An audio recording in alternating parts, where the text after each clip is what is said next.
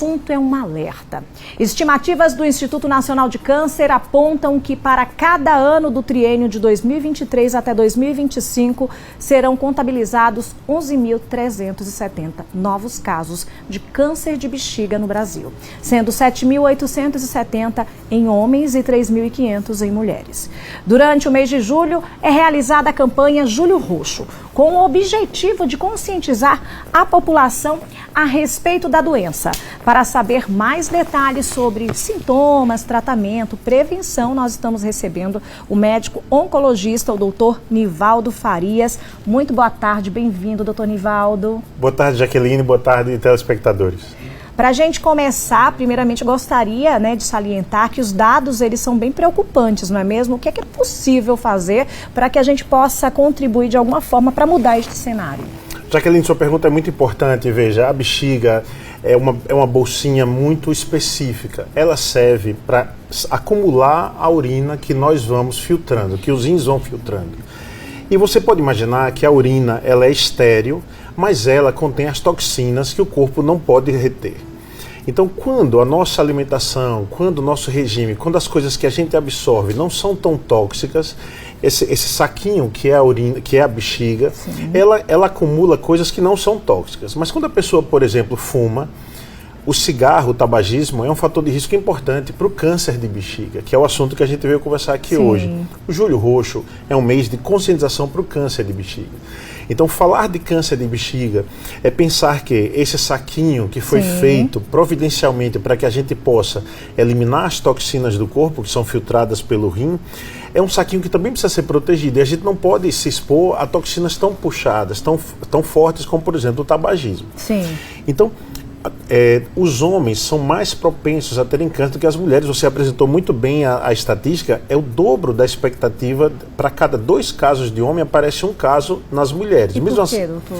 Não existe uma explicação muito clara sobre isso. Décadas atrás era por causa do tabagismo, que era muito mais comum nos homens do que nas mulheres. Hoje em dia essa diferença não existe mais entre tabagistas homens e mulheres.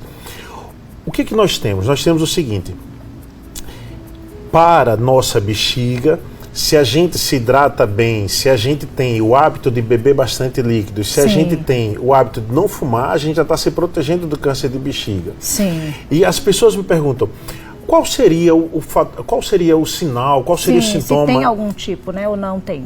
Veja, normalmente as pessoas podem apresentar um sangramento na urina. Não é obrigatório, mas pode ser um sinal de alerta. Mas atenção todos que estão ouvindo. Aqueles que tiverem sangramento na urina, somente uma porção rara, uma porção pequena é câncer. A maioria ou é algum machucado, pode ser cálculo, pode ser infecção. São outras causas que não tão graves quanto o câncer. Mas, de fato, se aparece sangue na urina, é um indicativo. É um sinal de alerta e precisa procurar o médico, não tenha dúvida. A gente associa a bexiga sempre à urina, somente, Tão somente. Isso. E, de fato, nas mulheres, a bexiga ela tá bastante intimamente relacionada ao útero. E nos homens, à próstata. Então, quando existe sangramento na urina, a gente precisa lembrar que pode existir correlação com a genitália nas mulheres, por exemplo, e há questões prostáticas no homem. Então, não somente coisas da bexiga estão envolvidas. Então, o sangramento na urina é sempre um sinal de alerta que pode nos aproximar de raciocinar. Será que está acontecendo alguma coisa com essa bexiga? Vamos dar uma olhadinha para ela. Mas tão somente? Ou tem não, jamais. Existe também, por exemplo, nos casos mais avançados, as pessoas podem ter dor embaixo do ventre, nessa região abaixo do umbigo. Pode apresentar também uma sensação de tumoração nessa região. E nos casos mais avançados ainda, pode acontecer obstrução urinária, e isso pode causar dor nas costas. Ou, se o câncer tiver um quadro avançado, disseminado, a gente chama isso de metástase, a pessoa pode ter dores em outros lugares do corpo relacionado à presença desse câncer. Mas no início, logo no início, não tem nenhum sinal que a gente possa acender esse alerta, a não ser o sangue, quando acaba o objetivo do Julho Roxo é justamente que a gente lembre-se, que a gente se lembre que o câncer pode afetar a bexiga, que o tabagismo é um fator de risco importante e que se a gente tem algum sinal de alerta, sobretudo a presença de sangue na urina, que a gente não se esqueça de procurar ajuda. Perfeito. Mas eu acho que um outro objetivo do Julho Roxo é não fazer alarde com a presença do câncer nem com o seu tratamento. Por quê? O câncer de bexiga, ele é diagnosticado através de um procedimento relativamente simples por dentro do canal da uretra, que é o canal da urina. Então, através do canal da urina se faz um exame, coloca-se uma pequena câmera, se faz um exame e consegue observar a bexiga toda por dentro, fazer ali biópsia ou fazer uma espécie de raspagem. Eu estou usando termos populares. Sim, claro. E essa raspagem, ela faz com que seja confirmado o diagnóstico. E para vários tipos diferentes de câncer na bexiga, essa raspagem, ela é suficiente. Ou ela pode ser complementada com procedimentos somente dentro da bexiga. Sim. No caso dessa raspagem, algumas situações, ela já faz aquela retirada completa também, né? Isso, exatamente.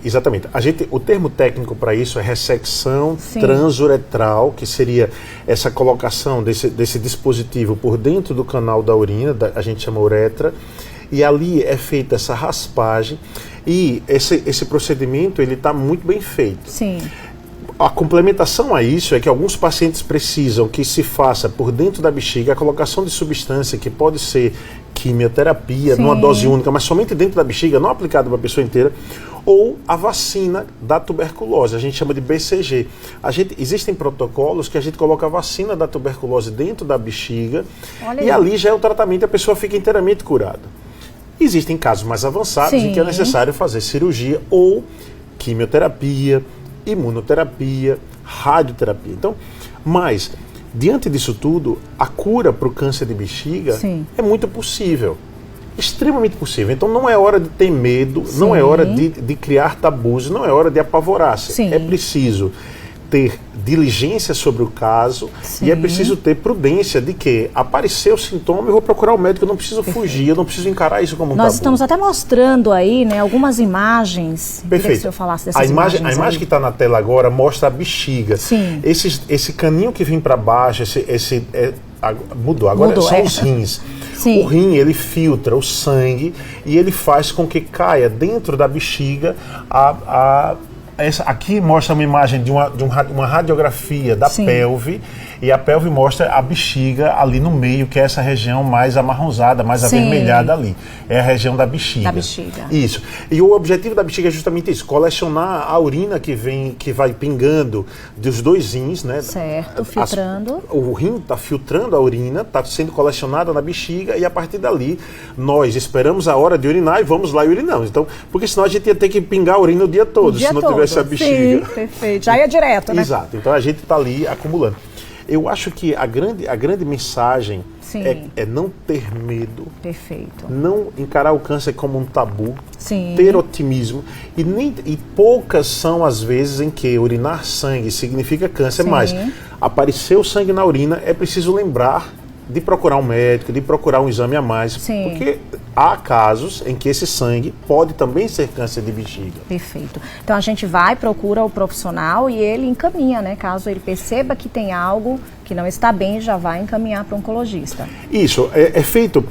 Uma espécie de triagem. Exatamente. O cuidado hoje, Jaqueline, a sua pergunta é maravilhosa. Hoje, o cuidado do paciente com câncer, ele não diz respeito a somente um médico, somente uma especialidade. A gente chama isso de cuidado multidisciplinar. Então, no câncer de bexiga, por exemplo, participam diversas especialidades médicas e diversos profissionais não médicos participam do cuidado do paciente com câncer de bexiga. Então, o médico urologista tem um papel imprescindível no paciente com câncer de bexiga, o médico oncologista, inúmeras vezes o médico radioterapeuta. Para fazer essas imagens maravilhosas que foram mostradas, existe o médico radiologista, existem enfermeiros especializados, farmacêuticos especializados. Então, o cuidado ele é um cuidado multidisciplinar, ele envolve diversas especialidades médicas, envolve diversos profissionais não médicos. Fisioterapeuta, por exemplo, o paciente que é submetido a uma cirurgia de bexiga, é comum que ele tenha necessidade do procedimento chamado fisioterapia pélvica, que ajuda esse paciente a readquirir o controle para que ele não tenha a incontinência urinária, não fique perdendo urina. E isso, o papel do fisioterapeuta é imprescindível. Então, a gente não tem como descobrir a princípio, né? Se não tiver nenhum sintoma, é muito difícil, né? Seria mais tardio. Mas a gente tem como prevenir, tomar muito líquido? Não tenha dúvida, não tenha dúvida. Primeiro, e antes de tudo, para os que fumam, cortar o hábito tabágico. Se for possível, cortar o hábito tabágico. Está comprovado. Tem a ver com alguma relação hereditária, família, algum familiar não existe, que não tem... A relação hereditária no câncer de bexiga, ela é absolutamente mínima. Ela não é relevante, não existe esse relevo tão grande. Sim. O que existe mais relevante, não tenha dúvida, é o hábito tabágico, esse é muito relevante, e alguns tipos de profissionais específicos que têm riscos exposicionais. Mas hoje em dia é incomum, no Brasil a lei não permite que profissionais que tenham exposição a gases tóxicos, eles trabalhem sem máscara, sem EPIs adequados. Então, é incomum que a gente tenha visto risco de câncer de bexiga relacionado a risco exposicional por causa da lei brasileira, que é uma lei que protege o trabalhador. Agora, o cigarro é um veneno que as pessoas ainda buscam. Nós, seres humanos, ainda buscamos esse veneno do cigarro. Então, realmente, tentar extinguir o hábito tabágico ou reduzir o hábito tabágico vai reduzir a possibilidade de câncer de bexiga. Manter-se bem hidratado e buscar auxílio profissional no início dos sintomas são medidas importantíssimas para que a gente consiga ter um tratamento eficiente. Doutor Nivaldo, eu quero agradecer a participação do senhor, né? E gostaria que o senhor deixasse uma mensagem especial aí para esse mês que já está encerrando, mas a importância tamanha que é, né, uma manifestação como essa, né? A gente chamar o senhor para falar, a importância da gente esclarecer assuntos, né?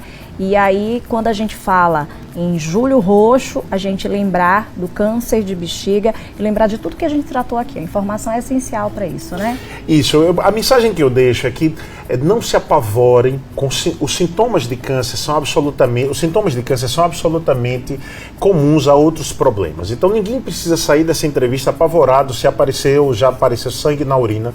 Não é esse o objetivo. O objetivo é: vamos perder o tabu de pensar em câncer, vamos buscar auxílio caso apareçam sintomas que possam levar à suspeição de câncer e vamos lembrar que o câncer é uma doença tratável e, sobretudo, uma doença curável. Então, passou o cenário do câncer ser sempre sentença de morte, ser sempre igual a estou morto, não tem mais jeito. Não é assim hoje em dia. Nós temos tratamentos extremamente eficientes, nós temos tratamentos muitas vezes não mutilantes e nós temos um índice de sucesso muito grande hoje em dia. Essa mensagem eu gostaria de deixar no Julho Roxo. Olha aí, muito obrigada mais uma vez. E olha, espero que tenha ajudado você, tenha esclarecido sobre o assunto, né? Uma campanha aí muito importante que a gente faz questão de falar e abrir esse alerta para você, tá?